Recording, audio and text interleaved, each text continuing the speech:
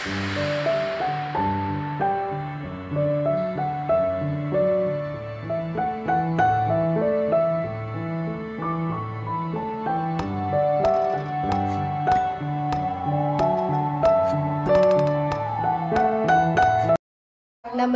मंडळी. तर आज माझ्या मावशी आणि मी चाललोय आळंदीला. सो अरे देवा, मी कानातलेच नाही घातले. ठीक आहे, घालते थोड्या वेळात. तर आम्ही माझ्या 3 मावश्या आहेत आणि माझे मम्मी असे त्या धरून 4 आहेत आणि माझ्या मावशीची मुलगी रिया आहे. मग आम्ही सगळे मिळून चाललो आळंदीला. आणि आता शांत आहेत त्या, बट त्या थोड्या वेळानं कालकाल करतील. मग तुम्हाला फुल व्हिडिओमध्ये तुम्हाला कालकाल ऐकू येईल. So stay tuned guys. ही मम्मी, ही रूपा मावशी, ही मोठी मावशी, ही शिल्पा मावशी, ही 3 नंबरची मावशी आणि ही रिया, ही ब्युटीज. लगेच हे कर, हसा की जरा. तर जाणार कसं? मग आमचं आधीच ठरलेलं की बसने जायचं, because that is a most affordable option. आणि मेन म्हणजे ओला आणि उबर करायला काय प्रॉब्लेम नव्हता, पण 2 कॅब करायला लागल्या असतात बिकॉज आम्ही 7 जणी होतो. आणि एवढं 600-700 एका कॅबला, which is not a good thing. म्हणून आम्ही ठरवलं की पब्लिक ट्रान्सपोर्टने जायचं. मग बसची वाट बघत बसलो. पाडाळे मला एक जवळचं बस स्टॉप होतं, तिथं आम्ही जाऊन बसलो. तरी थँक गॉड बसायला जागा होती. तिथून आम्ही बसमध्ये बसलो. कंडक्टर खूप चांगले होते, त्यांनी सजेस्ट केलं आम्हाला की कुठं उतरायला लागेल, कसं काय करायला लागेल. म्हणून आम्ही बसमध्ये बसलो. त्यांनी म्हटलं की पास काढा, पास बेटर ऑप्शन आहे. मग तो 45-50 रुपयाचा पास होता आणि तो पास फक्त देहू फाट्यापर्यंत अवेलेबल होता, हेही ते बोलले. म्हणजे तुम्ही पास काढला ना, तो सगळीकडे अवेलेबल असतो. बट आळंदीचा जो एरिया आहे ना, तो ह्या पुणे कॉर्पोरेशनच्या एरियामध्ये येत नाही. म्हणून तो देहू फाट्यापर्यंतच अवेलेबल आहे. आणि तिथून तुम्हाला जर आळंदीला जायचं असेल ना, तर एक्स्ट्रा 10 किंवा 20 रुपये द्यावे लागतात, which is a very nice option. मग आम्ही देहू फाट्याला उतरलो. तिथून हार्डली 500 ते 600 मीटरपर्यंत गजानन महाराजांचं मंदिर होतं. मग तिथं आम्ही चालत गेलो. ऊन भयानक होतं म्हणून सावलीनं जात होतं. आणि हा बघा नजारा, असं वाटत होतं ना कुठल्या वेगळ्याच दुनियेत गेलो. इतकं छान ग्रीनरी आणि मेन म्हणजे इतक्या उन्हात इतकं थंड वाटत होतं तिथं. तिथे गेल्यावर लेफ्ट साईडला शू रॅक आहे, तिथं चप्पल काढायचं, पाय चांगले स्वच्छ धुवायचे आणि मगच मंदिरात प्रवेश करायचा. बिकॉज तर आता आम्ही इथं पोचलो आहे. तर ॲक्च्युली आधी मी निघालो होतो 10:30च्या आसपास आणि आता इथं पोचलो आहे, वाजले 12:15. बसने आलो. बस डिरेक्टली म्हाळुंगे टू आळंदीला होती. मग इथं देहू फाट्याजवळ उतरलं ना की इथं उतरतो आपण. बरोबर ते एक्झॅक्टली 500 मीटरवर आहे. तिथून चालत यायला लागतं. मग तिकडून डिरेक्टली आपण इकडे येऊ शकतो.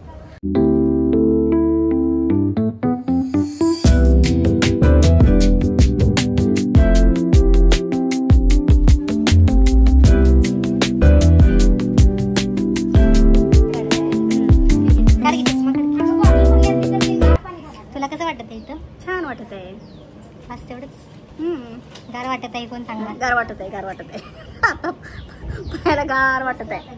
छान आहे वातावरण इथलं. खूप असं एकदम छान, खूपच छान गार आहे, एकदम गार आहे.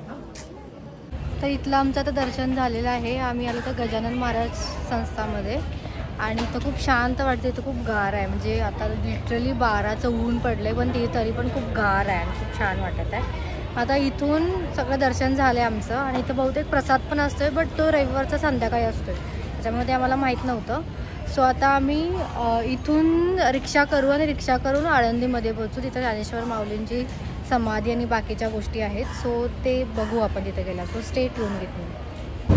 आम्ही आता बसलो रिक्षामधलं चाललेलं आहे. त्या तिघी दुसऱ्या रिक्षात बसल्यात आणि आम्ही तिघी आहे.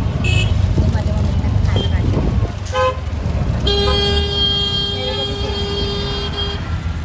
पोचू आपण मम्मी तेवढ्यात.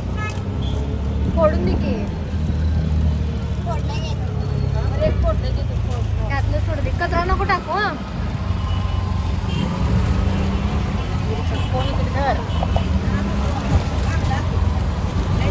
मस्त आहे.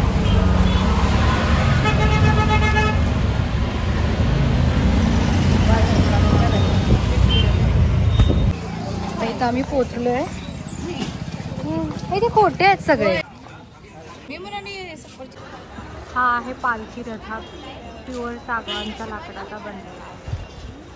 इथे असे खूप छान छान स्टॉल्स आहेत आणि खूप अफोर्डेबल रेट्स. मग तिथून आम्ही मंदिरात पोहोचलो. गाभाऱ्यात जाऊन समाधीचं छान दर्शन घेतलं आणि मग तिथून आम्हाला कळालं की इथं त्यांचा प्रसाद पण आहे. मग मी माझ्या मावश्या आणि माझी बहीण अशा आम्ही सगळ्याजणी प्रसाद घ्यायला गेलो. बट प्रसादाला ना लाईन जाम होती. मग काय तिथं आम्ही खाली बसलो थोडा वेळ. किती वेळ उभा राहणार ना, उभारून पाय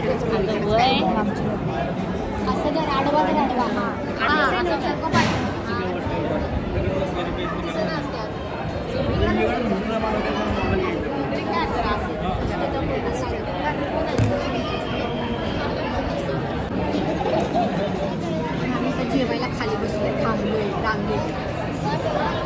मावशीने मला खाली बसलो.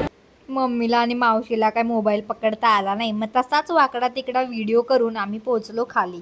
खाली गेल्यावर बघितलं तिथं ना खूप साऱ्या सूचना लिहिल्या होत्या की जेवढं पाहिजे तेवढंच घ्या आणि तेवढंच संपवून ठेवा. बिकॉज अन्न वाया घालवणं हे आपल्या संस्कृतीत बसत नाही. तर आता आमचं समाधीचं दर्शन झालेलं आहे आणि आम्ही आता ज्ञानेश्वर महाराजांनी जी भिंत चालवली आणि जिथं मांडे भाजले त्यांच्या पाठीवर, ती जागा आता आम्ही आता बघायला चाललेलो आहे. सो दाखवतो तुम्हाला. तर मंदिरातनं बाहेर पडल्या डाव्या साईडला वळायचं. डाव्या साईडला वळला की जिथं रस्ता संपतो तिथून उजवीकडे वळायचं आणि तिथून सरळ चालत जायचं. सरळ चालत गेला ना तिथे तुम्हाला एक बोर्ड दिसेल भिंतीकडे जाण्याचा मार्ग. तिथून परत डावीकडे वळायचं आणि मग सरळ जायचं आणि तिथं कुणालाही विचारून सांगतात.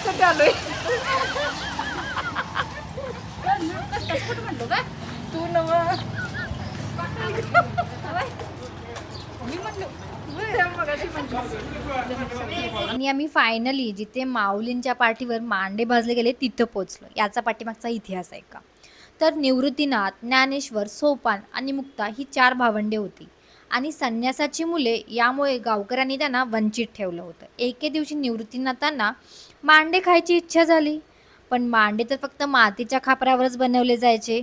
म्हणून मुक्ताबाईंनी सगळीकडे कुठे मातीचं खापर मिळतं का याची चौकशी केली, पण त्यांना कुणीच हा नाही म्हणलं. मग तेव्हा ज्ञानेश्वर माऊली म्हणाले, अगं माझ्या पाठीवर भाज ना. असं म्हणून त्यांनी आपली पाठ गरम केली आणि त्याच्यावर मुक्ताईंनी मांडे भाजले.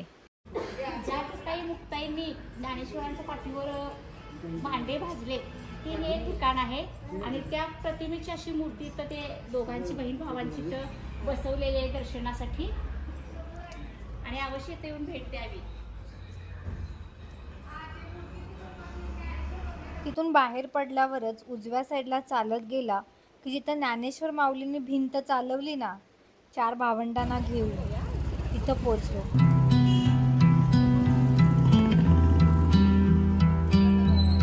हे इकडनं जावा.